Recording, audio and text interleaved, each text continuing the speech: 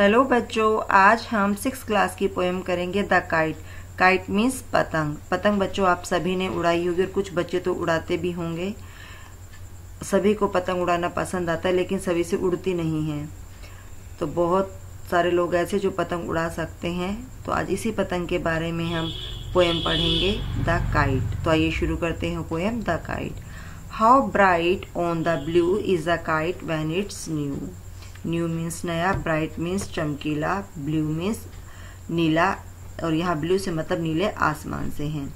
जब पतंग नई होती है तो नीले आसमान में कितनी चमकीली दिखाई देती है। इट मीन्स कि बहुत ज़्यादा चमकीली दिखाई देती है। With a dive and dip it snaps its tell.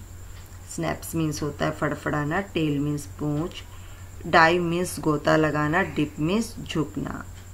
गोता लगाते हुए और नीचे झुके हुए जब वह अपनी पूंछ को फड़फड़ाती है, then soars like a ship with only a cell.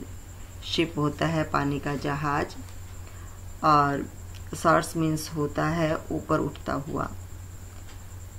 तब यह एक पतवार वाले समुद्री जहाज की जैसी दिखाई देती है। जैसे समुद्र में जो जहाज होता है उस पर एक फ्लैप लगा होता है, वो फड़फड़ाता, ठीक वैसे ही ये भी पतंग भी लगती है। As over tides of winds it rides, climbs to the crest of a gust and pulls. जैसे ही हवा के ज्वार पर, टाइड मीन्स ज्वार, ज्वार बच्चों समुद्र में जब पानी जब ऊपर की ओर उठता है तो उसे टाइड्स या ज्वार कहा जाता है। तो ठीक ऐसी जैसे हवा का ज्वार, यानी कि जब हवा तेजी से होती है तो हवा के ज्वार पर यह सवार होकर ऊंचाई पर पहुंचती है। Then seems to rest as wind falls।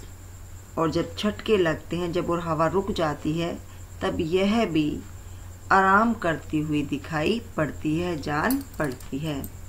When string goes slack you wind it back। String होता है बच्चों डोरी, स्लैक मीन्स ढीली, विंड मीन्स लपेटना।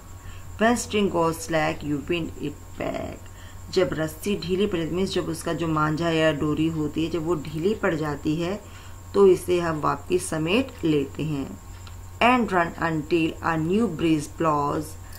और जब उस हवा तक दौड़ते रहने, उस समय तक दौड़ते रहते हैं जबकि वो दोबारा से and it wings fill up, हवा नहीं चलती है और इसके पंख जो हैं, पंखों में हवा भर जाती है। एंड अप इट्स गोस, और फिर ये ऊपर उठती है। How bright on the blue it's is a kite when it's new. जब एक पतंग नहीं होती है तो वह नीले आसमान में कितनी चमकीली दिखाई देती है। But a ragdoll thing you never will see.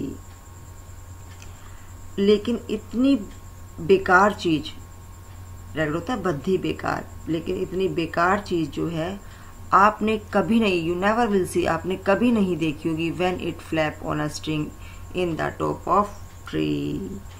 और जब एक पेड़ की चोटी में जब ये पतंग अटक जाती है और अपनी डोरी का फड़फड़ाती, मीन्स जब पतंग कभी किसी ऊंचे पेड़ में अलझ जाती है तो उस समय वो फड़फड़ाती हुई, जब हम उसको खींचते हैं डोरी को, मांझे को, तो फड़फड़ाती है।